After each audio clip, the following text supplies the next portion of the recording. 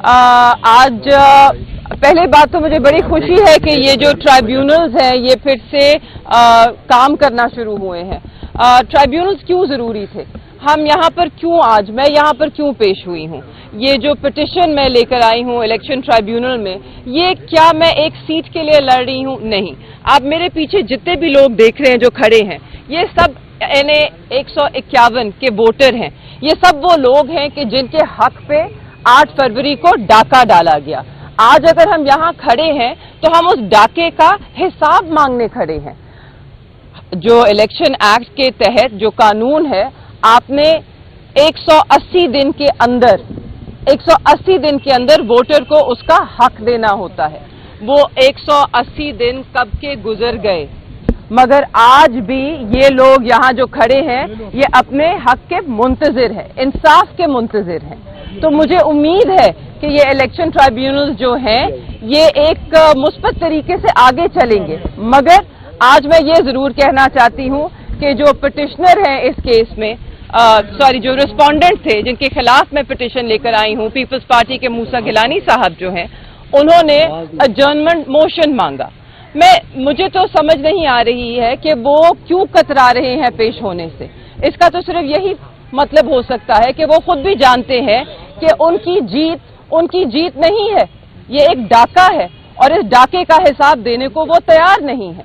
मगर अवाम अपना हक लेकर रहेगी और हम तब तक खड़े रहेंगे कि जब तक हमें इंसाफ नहीं मिलता, चाहे वो 8 फरवरी का इंसाफ हो, चाहे वो 9 मई का इंसाफ हो, कि जिसमें हमारे खिलाफ एक झूठा बयानिया घड़ा गया और उसको इस्तेमाल करते हुए हमारी जमात को तोड़ने की कोशिश की गई। और आज हम एक और मुतालबा भी करते हैं इंसाफ का। हम 26 नवंबर का इंसाफ भी मांगते हैं कि जब इस मुल्क के शहरियों को, इस मुल्क के बेटों को, नौजवानों को निहत्ते पुरअमन शहरियों पर गोलियां चलाई गई और उन्हें शहीद किया गया, हम अपने शोहदा के लिए इंसाफ मांगते हैं। पहले कहते थे गोली नहीं चली, पहले कहते थे कोई अमवात नहीं हुई, कोई शहादतें नहीं हुई। अब इसाक डार साहब सेनेट में खड़े होके खुद इस बात का एतराफ करते हैं कि एरियल फायरिंग हुई। तो अगर फायरिंग हुई, हम पूछना चाहते हैं क्यों हुई, गोली क्यों चलाई, किसके हुक्म पे चलाई, और अब उसका हिसाब कौन देगा? उन शहादतों का हिसाब कौन देगा?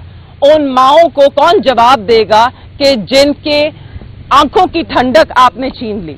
उन वालिदैन को कौन जवाब देगा कि जिनके बुढ़ापे का सहारा आपने कुर्बान कर दिया? और किस लिए ये सब फस्तायत ढाई जा रही है? किस लिए ये बर्बरियत का सामना हम कर रहे हैं? ताकि ये फॉर्म 47 वाले नमूनों को आप बराजमान रख सके। मगर अगर आप चाहते हैं कि मुल्क तरक्की करे, अगर आप चाहते हैं कि हम सही सिमत चलें, अगर आप चाहते हैं कि इस मुल्क में बेहतरी आए, तो ये चमूने नमूने जो हैं इनसे नहीं होगा। आप इनके सर पे जो आपने दस्ते शफकत रखा है उसे हटा लें, क्योंकि इनको रखते रखते, इनको बचाते बचाते हम अपने मुल्क को डुबो रहे हैं। और आज इस मुल्क में कोई ऐसा इदारा नहीं है जो इसकी वजह से तबाह नहीं हो रहा। एक कोई ऐसा इदारा नहीं है कि जिसके लिए लोगों के दिलों में एक जिस तरह के जज्बात पैदा हो रहे हैं वो नुकसानदेह हैं। इदारे ज्यादा अहम हैं, मुल्क ज्यादा अहम है, और सबसे अहम है इंसाफ, हक, अदल, जमहूरियत। इस सब को इन नमूनों के लिए मेहरबानी से कुर्बान मत कीजिए। इंसाफ होने दीजिए, लोगों को इंसाफ दें, लोगों को उनका हक दें। इस वक्त पाकिस्तान में हमें मरहम रखने की जरूरत है लोगों के दिलों पे।